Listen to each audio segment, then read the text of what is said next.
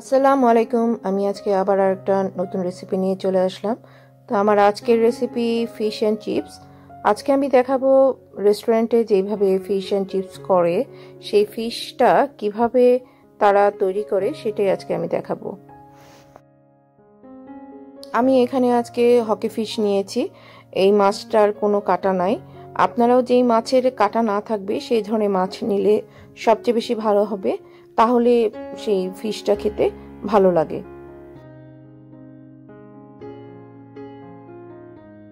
আমি এখানে একটা বাটিতে ফ্লাওয়ার নিয়েছি, ময়দা নিয়েছি আমি। তো ময়দার সাথে আমি একটু কর্নফ্লাওয়ার মিশিয়ে দেব। 1 টেবিল চামচ আমি কর্নফ্লাওয়ার দিয়েছি। এখানে কর্নফ্লাওয়ারটা দিলে এই ফিশটা অনেক বেশি টেস্টি হবে আর একটু ক্রিস্পি হবে। তো আমি এখানে পরিমাণ মতো লবণ দিয়ে নিয়েছি। এখানে আমি 1/2 চা চামচ হলুদ গুঁড়ো দিয়েছি। তারপর আমি এখানে 1/2 চা চামচ মরিচের গুঁড়ো দিয়েছি। মরিচের গুঁড়ো দেওয়ার পর আমি 1/2 চা চামচ চিলি ফ্লেক্স দিয়েছি। আমি এখন এর মধ্যে ধনিয়া পাতা মিহি কুচি করে দেব। ধনিয়া পাতাটা যদি আপনারা দেন তাহলে খাবারের সময় অনেক বেশি ভালো লাগে। তো এর মধ্যে এখন আমি কুসুম গরম পানি অল্প অল্প করে এই ময়দাটাকে খুব সুন্দর করে মাখিয়ে নেব। গরম পানি একবারে দেওয়া যাবে না, একবারে দিলে ময়দাটা অনেক সময় শক্ত হয়ে যেতে পারে। সেই ক্ষেত্রে অল্প অল্প করে দিয়ে একটা ময়দার গোলা তৈরি করতে হবে। দেখেন আমি খুব সুন্দর একটা মসৃণ ময়দার গোলা করেছি। এই ময়দার গোলাটা বেশি পাতলাও হওয়া যাবে না, আবার বেশি ভারীও হবে না। তো থিকনেসটা এরকম হবে। ময়দার গোলাটা এরকম মসৃণ হলে মাছটা ভাজতে অনেক বেশি সুবিধা হবে। আমি আর একটা প্লেটের মধ্যে শুকনো ফ্লাওয়ার নিয়েছি। এই ফ্লাওয়ারের মধ্যে আমি মাছটাকে খুব সুন্দর করে মাখিয়ে নেব।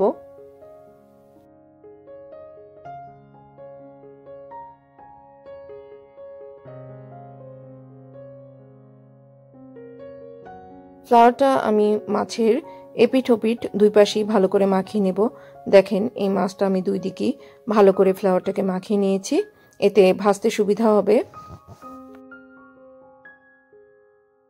এবার আমি মাছটাকে ময়দার যে গোলা করেছি তার মধ্যে খুব ভালো করে মাখিয়ে নেব। ময়দার গোলার সাথে এমনভাবে মাখাতে হবে যেন মাছের কোনো অংশ ফাঁকা না থাকে।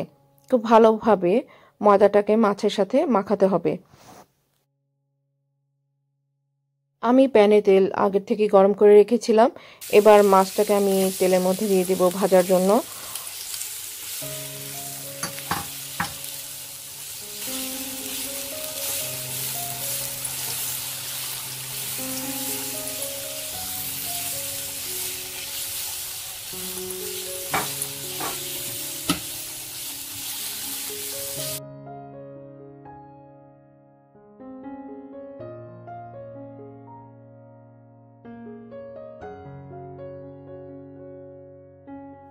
মাছের দুই পিঠই যখন ভালো করে ভাজা হয়ে যাবে তখনই আপনার এই ফিশটা কিন্তু তৈরি হয়ে গেল খাবারের জন্য।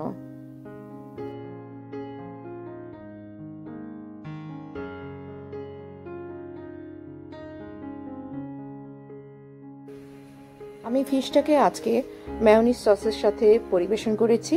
আপনারা আপনাদের মতো পরিবেশন করতে পারবেন। আর অবশ্যই বাসায় ট্রাই করবেন এই ফিশ অ্যান্ড চিপসের ফিশটা। তো আজকে এই পর্যন্ত, সবাই ভালো থাকবেন। আল্লাহ হাফেজ।